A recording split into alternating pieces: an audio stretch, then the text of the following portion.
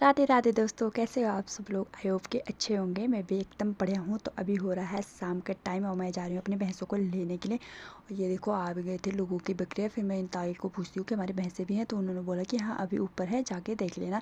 भाई साहब, रास्तों का हाल तो कुछ ज़्यादा ही ख़राब हो रखा है हमारे आजकल। जहाँ देखो वहाँ तोड़ फोड़, मतलब है ना। और पानी का तो क्या ही बोलना। उसके बाद मैं थोड़ी देर ऊपर, मतलब थोड़ा ऊपर से और गई, तो भैया रास्ता और भी ज़्यादा ख़राब हो रखा था, भयंकर वाला।